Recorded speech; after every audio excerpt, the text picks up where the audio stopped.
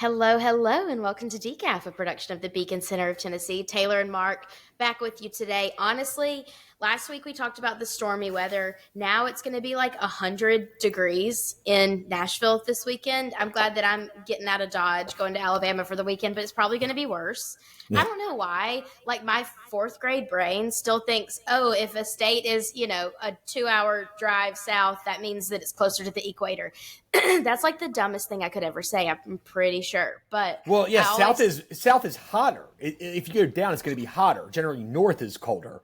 no, I know, but I always think about it in terms of the equator. So I'm like, oh my gosh, if it's 100 degrees here, it's going to be like 120 in Alabama. It's literally 2 hours south. Like it's not going to be like equator temperatures. I don't know why my fourth Yeah, grade brain thinks like that I, though. I saw a weird thing. I forget exactly what it was, but it was like on average. I remember this from like years ago, but it's like I think every like 200 miles or 250 miles south, like I would like you assume 1 degree or something like that. Of course, there's difference, but like that's a good way, like a rule of thumb. So Okay, Alabama, so where you're at, Aniston's only probably it's going like to be like maybe less than two one degrees degree. warmer. Do you think Aniston 200 500 miles? miles? Do you think Aniston's 500 miles from Nashville? Oh, yeah, no, it's not. It's I'm like not good maybe with distances. It's like maybe 200 miles. how many hours does it take you to drive there? Three and a half.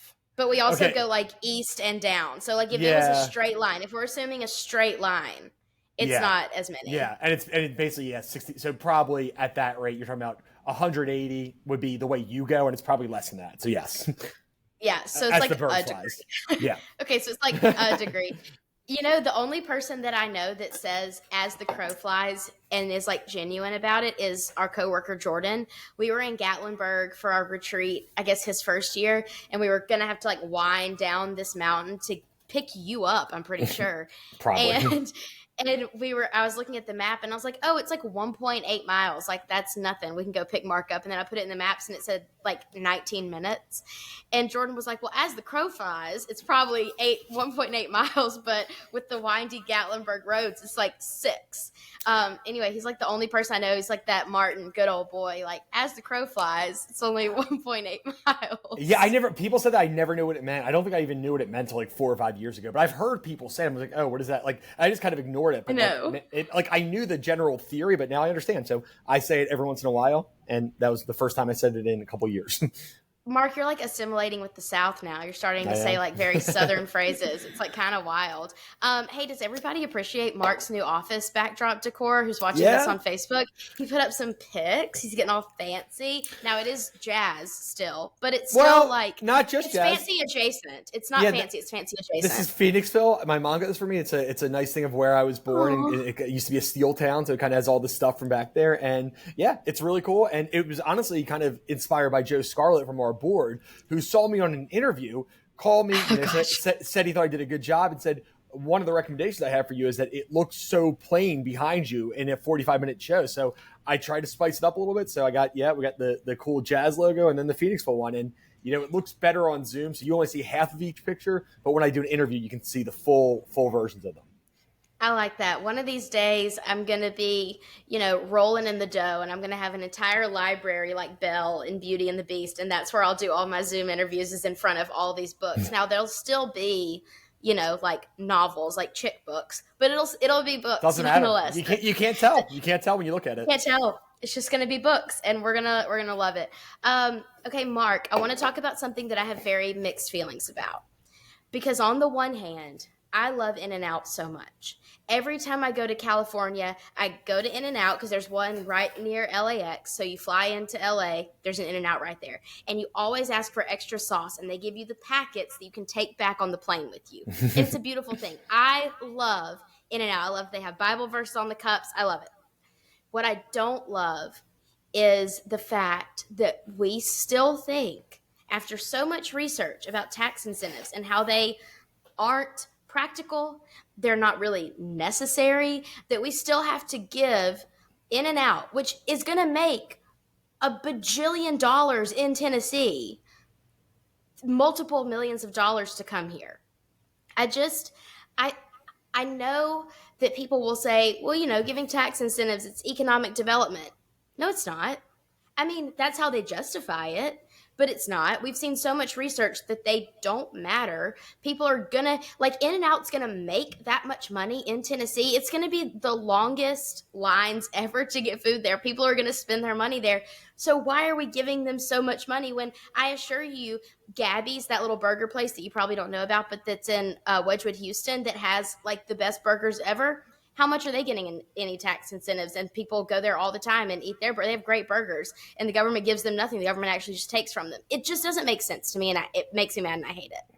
Well, So I'm feeling Gabby's, very I conflicted would give about In-N-Out. Gabby's an incentive. They stayed if they had normal hours. Their hours are terrible. It's like That's every true. time I've wanted to go, their hours are awful. I'm like, how are you closed right now? It's like 2 o'clock on a Tuesday. How are you closed? I know. I agree Well, with that. regardless of that, yes, it's so the if you're not aware, the you know Economic Development Department of Tennessee gave In and Out almost 3 million, 2.75 million to base their new headquarters in Franklin, which is where I live.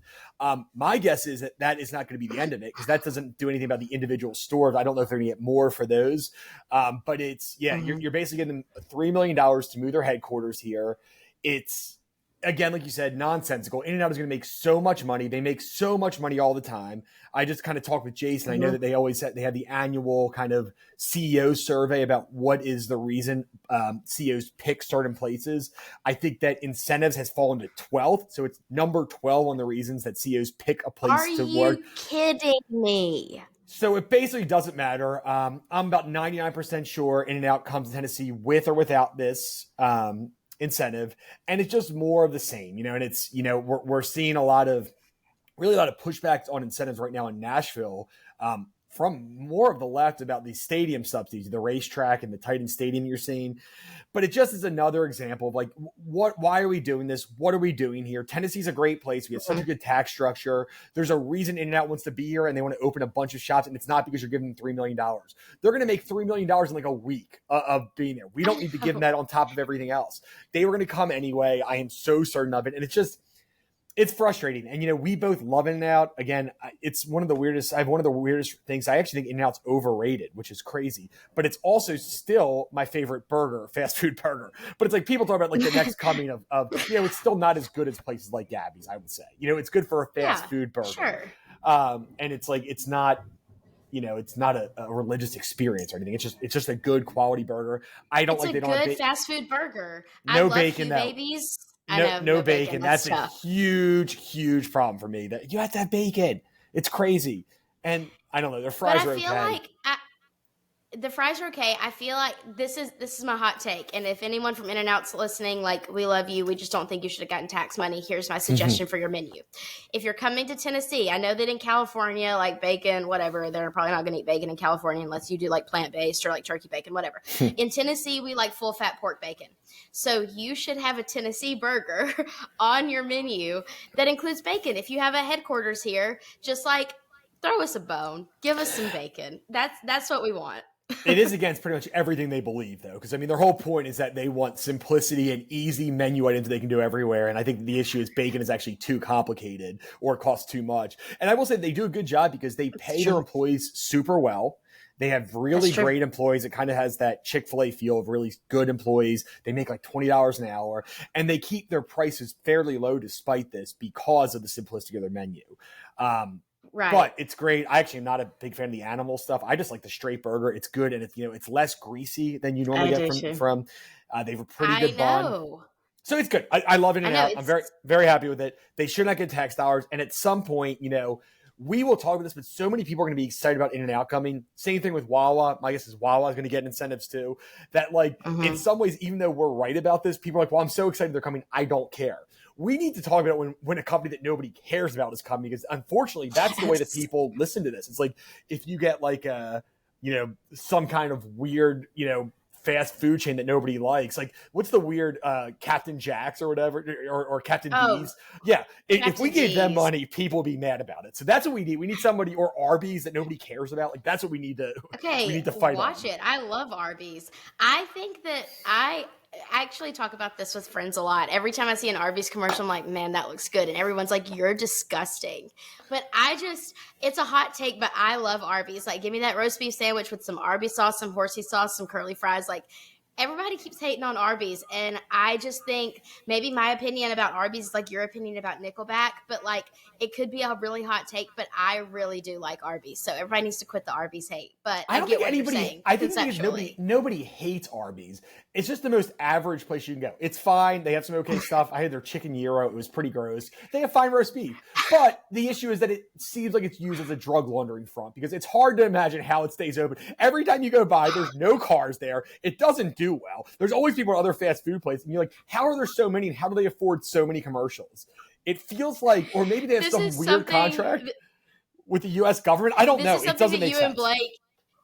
You and Blake are gonna have to talk about this because he's always like, "How do Arby's stay open?" And I'm like, "People like me, people who love a roast beef sandwich." And he was like, "When's the last time you went to Arby's?" And I That's said, what I was going to ask. I was going to ask that But question. but conceptually, I love Arby's. Now, if I were to go today, would I get sick? Potentially. But would I enjoy the process of eating it? Every single bit of it. Like, But no, every that's single bit of it. I BS. think it's so good. It's BS because you go to Taco Bell all the time and you still feel sick I after that do. and you still go there. So this whole idea, And I still and that's go. the problem. I don't think that people hate Arby's. I think people think Arby's is super mediocre and never go there. And it's like, how, with that being said, does it stay open? Because all the other places seem That's to probably close true. that are like that. So I don't understand. But I know. Arby's aside, maybe they're going to subsidy. That's the only reason I could say them staying open. But I'm not an Arby's hater. It's fine. If I had to go there, if there was one place open in the airport and it's Arby's, I wouldn't be mad about it. It's fine. But Okay, it that's does. fair. It does. But I don't know how it okay, stays open. so with In and Out, so for those of you who don't know, every month Beacon does a staff lunch where our whole staff goes and has lunch together on the second Friday of the month. When In and Out opens, I'm going to plan a staff lunch at In and Out. And is that going to be a conflict of interest because they got tax dollars? If it was a conflict of interest to go to anywhere that gets tax dollars, then we would just stay at home. Like, we wouldn't be able to go anywhere. Like, Nashville's just making it rain with tax dollars to everybody except just the average Joe and small business owner. So if it was a conflict of interest, we'd never go anywhere. I remember when Fifth and Broad opened, and I did a bunch of interviews on the corporate welfare they got, and Justin said to me, "He's like, I don't think you're." I was like, "I'm going to check it." I was like, "I'm not sure you're allowed in there, man. They might have you on the wall of like people banned from Fifth and Broadway because you talk so much trash on all the tax dollars that Because went you there." talked so much trash. Well, you really did. But, you know, did. the week they opened, we were at Shake Shack. You know, Mm-hmm. if it's there, we'll go. Doesn't mean we agree with how it got there. Um, but I want to switch gears really quick because seems to be a lot of contempt around some social media these days. So Twitter just turned into X, which to me makes sense. It's part of Elon Musk's X corporation or whatever he's calling it, SpaceX, all the things. It's now X. Facebook has introduced Threads, which is basically like the Kmart version of Twitter, I guess. And so, like, I think that both platforms are trying to become each other. I saw a tweet about X from it might have been Elon Musk, it might have been someone who was their CEO, but saying that they already have capabilities where you can record like 2 hours of video, or you can post like 2 hours of video on Twitter. You can post long form tweets. It really is separating from what Twitter used to be. You know, I think we talked about on the podcast when they increased to 240 characters, whatever it was. Now we got longer tweets. Now we're getting longer form content. So from where I'm sitting in my lens, it looks like Twitter is becoming Facebook and Facebook is trying to become Twitter. Like a realignment of, you know, we haven't seen a political party realignment in a while, but we're getting a social media realignment. Do you feel the same way, Mark, or do you think that I'm reading into too much and need to go to sleep earlier so I don't think about these things late at night? No, I mean, I think you're basically right. I think they're trying to corner the market. I think the problem is that, and people were like, they've been trying to make a Twitter alternative for a long time. And, you know, Elon Musk has done some things I think a lot of people disagree with. I personally disagree with a decent amount of things he's done there. And Sure. they kind of thought Threads would be the first competitor that was actually really good, easy to use, and similar. Let me ruin things for you. Threads is trash. I downloaded it. It's not good. It's way worse You than got on Twitter. there? Oh yeah, I have I one. didn't It's get not on there. good. It's not good at all. And it's like, and it's really not even that much different from Instagram, which is weird. It's like a similar layout. And I know it's an Instagram product. It's not good. The X thing is so weird. And I know that one of the big issues is that like the symbol X that they used Saw this. it's a lot of porn sites had the same kind of Adult symbol. websites have the Adult exact websites same had the thing. same I thing, and saw that. I just saw a lot of people Like, because like obviously X-rated videos is adult material. So from that, and I know that like they're talking about. I think Elon Musk said something about how he has like his X videos, and there's apparently a website like that hosts. Yeah, so there's a lot there where I'm not sure the name was fully thought out. On top of I everything don't else, know I that it think I was. think that Facebook owns something called X. I think that they just didn't really think it out. Like everything changes when you change Twitter, right? Like, the term tweet doesn't make sense anymore. Like so, Right. there's. I'm gonna go post an X. I don't like that. I'm gonna I go know. like you can't make X a verb. I'm gonna go X. Like it doesn't make sense. I don't like it. It feels corrupt. Mom, I hope you're not listening. I didn't mean anything by that. It just feels wrong. It feels wrong. It just wasn't. It didn't seem like a well thought out decision. It's weird because everything Elon Musk does, I'm like, with Twitter, I'm like 50%. I'm like, oh, that's great. What an addition, perfect. And 50%, I'm like, why did you do that? And What it's are you it's just doing? it's just Yeah. really interesting. It's weird. I don't think it was a good move. I'm against it. You can put me on record as being against it. I don't think people. I just think it changes the whole. And it's like Twitter had issues for sure, but I think it had a good overall brand, and I would keep the brand and just improve it. I think he's tried to do too Yeah. much to change it where people already liked it. Well, that's what I'm saying is like I understand the line of thinking from their team to make it X because it is part of his, Mm-hmm. you know, thing. I get the line of thinking, but of all the things you're going to fix about Twitter, you're going to change what it's known as. Like it's the little blue bird, it's Twitter. The whole thing was Elon Musk is buying Twitter, not Elon Musk is buying unnamed social media site. Like it I don't know. It of all the things, I think that the list of priorities just got thrown in the washing machine and now they can't read it anymore and they were like, we can make out an X, let's do this. I don't know. It doesn't make a lot of sense. And it's also like it's so unrelated to his other products, right? Like SpaceX has nothing to do with Twitter, and I think Tesla has a little bit more to do with like travel. So I guess that's rated space, but it's completely unrelated. It's like the Michelin thing that you have, like the tire company that also does this guide for the best dining, which is like it's not a good brand move. I just think it's a mistake. It hasn't really changed much for me. I don't care that much. But I just feel like Elon Musk has done a lot of bad things on Twitter. One of the good things he's done is he's made it a place where content creators can make money, which has been a big plus. But a lot of people have Right. gone off there, and I truly think that Threads, there was a lot of excitement about like the first 2 days. Everyone's like, "Oh, I'm signing up for that," but I've seen it die down substantially because I just don't think it's very good. I mean, people thought that Clubhouse was going to be cool. That Mm-hmm. lasted all 13 Yep. seconds. Periscope, people thought was going to be cool, and then it got absorbed by Twitter, and no one ever used it again. Vine was popular for like 3 days. Twitter's got a good thing going. It's been around for a really long Yep. time. But I will say, with him changing it to X and kind of branding all these things, did you ever watch the show Mr. Robot? No. Okay, it's kind of like a weird show about hackers, but basically it's hackers going against this massive corporation called F Corp. And in the Mr. Robot universe, everything is named after F Corp. It's like all of their currency and everything is named after F Corp. And so I don't know.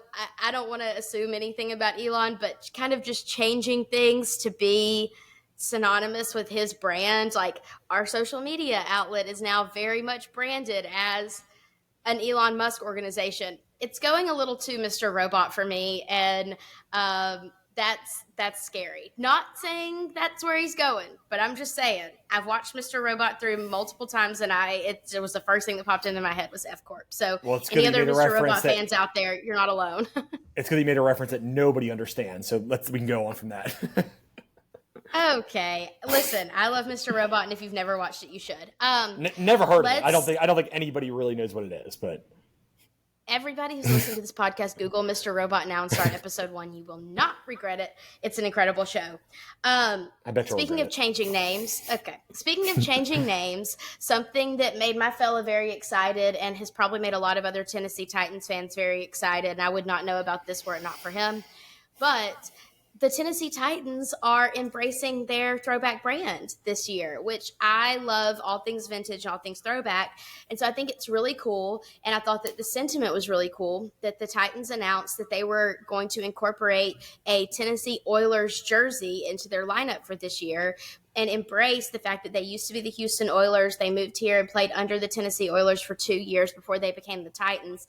And I thought it was really precious and heartwarming. Y'all know me, I can get pulled by the heartstrings really quick. That they said that embracing Tennessee Oilers again is going to honor the legacy of people who played for the organization before they were the Titans. I thought that was really sweet. And I think that the oil rig logo is a lot cooler than the T with the flame aesthetically. Mark, are you going to be buying any? You're not really, you're like a Titans fan adjacent. You like to just watch. Yeah, I mean, I know all the players and stuff, but yeah, I mean, I don't really care. I will agree with you fully on the jerseys are way cool. I love the logo. I like that. Yeah. I like that light blue. I agree, it's a much better logo. Although I don't mind the Titans logo anyway, but I think the Oilers thing is really cool. I am not generally a fan of this in terms of doing it for the year. I kind of like it kind of being a one game thing to honor it rather Yeah, than doing it the whole year. And I don't is or the Titans sure. doing is it, the Titans doing it for the full year? Is that how that's working? All I know is that they just introduced these jerseys for the season. So I don't know if it's going to be they're going to switch off and on. But I remember the first time those NFL teams did the throwback jerseys for a game or two. I really liked the Packers ones. I thought that was really cool. I just remember the first time they did it, and I thought it was really neat. So I like how teams are embracing their heritage. But I agree with you. I think do they still do that? I don't watch the NFL enough to know, but I Yeah. remember Yep. years ago it was like one Sunday out of the year everyone threw back to like the 70s, which was Hmm. really neat. I would like it if they did that. But I also like that they're kind of putting it in their outfit closet for the year. I don't know. I'm torn on it. I get what you're saying, but I think it's cool either way. Outfit closet. Locker. What was that what you're looking for? Locker. My gosh. Locker. Good. Good. Good vocab. Unreal. Yeah, I mean, and I always the Jazz did a really cool when they went back to the old logo of the New Orleans Jazz with like the saxophone on there or whatever it was, tuba. I don't even know what I don't know the instruments, but so I do like Tuba. it. It's weird though because it just they were not the Tennessee Oilers for very long, and the Houston Oilers were like a Sure. completely different team. And I will say, there's an interesting. This is kind of a separate conversation, but like Memphis apparently doesn't really like the Titans. That's kind of because they were supposed to originally they What? played in Memphis for a year, and everyone kind of thought so. Like they kind of feel like the same way that the Titans they kind of think the Nashville stole their team, which is one of the interesting Oh, conundrums around that. savage. But yeah, I like it. It's a lot of history from a different city though, so that's the only reason I'm like, well, it's not really. I mean, it's not really Tennessee history. It is for two That's years, but true. that's such a minuscule thing. So I'd almost rather them go back to the original like Houston Oilers like name on it too, and instead of Tennessee Oilers. But it is what it is. I think it's cool. Yeah. I like the I jerseys. I think think it's sweet. I feel a lot differently if the jerseys look like trash. But I like the color. I like the jerseys. I'm excited. I would buy Yeah. one, especially with we kept our fantasy football keepers, and I made a really bold choice to keep DeAndre Hopkins before he signed with a team. He's the Titans' new top Whoa. end receiver. So I kept him without him on a team because, I mean, obviously he's good. And, the situation is Yeah. not great in Tennessee with Ryan Tannehill, but they have a bunch of trash receivers. So hopefully he'll get a lot of volume. But I would consider buying a DeAndre Hopkins jersey with the Oilers light blues. I think it's a cool thing. Okay, I'm all for that. Maybe I'll get my first ever Titans shirts this year. I feel like I kind of need to, if Blake bought 2 Alabama hats, I should maybe get like a Titans like shirt or like a koozie or something. I don't know. We'll see. We'll You see have your if Jazz that's. jersey. Just wear that. Yeah, I got my Jazz jersey. I got a professional team. I got my Braves, got my Jazz. I'm good to go. Before we go, I want to talk about something that absolutely shook me to my core. That is very dramatic, but it did. Skittles is partnering with French's Mustard to come out with a mustard flavored Skittle. If that did not shake you to your core, something is wrong with you, not me. That sounds like the most disgusting thing that I've ever heard of in my life, and I will be trying them. But that started to make me think about all of these other questionably flavored things that exist in this world. I am very adventurous when it comes to like candy or drinks or whatever. Like if someone does a collab, like I'm gonna try it. I usually regret it, but I'm gonna try it. I think of all of the gross things, and Mark, I want to hear about some questionable things that you've tasted. Um, I'm really a sucker for Coke Zero, and they've been doing a lot of collabs recently with artists and whatever. They're all trash. I've tried them all. I don't like any of them. Another collab that Coke Zero did was with To be Jack clear, when Daniel's she says Coke in a can. collabs, you mean collaborations, just because not everyone understands Oh, your lingo. that's Collaborations. correct. Collaborations. Jack Daniels and Coca-Cola just came out with the Coke, Jack and Coke in a can. 10 out of 10. Excellent. Loved every minute of it. And then another gross thing that happened to me was when Harry Potter first came out, Jelly Belly did a collaboration with Harry Potter to do the every flavored beans.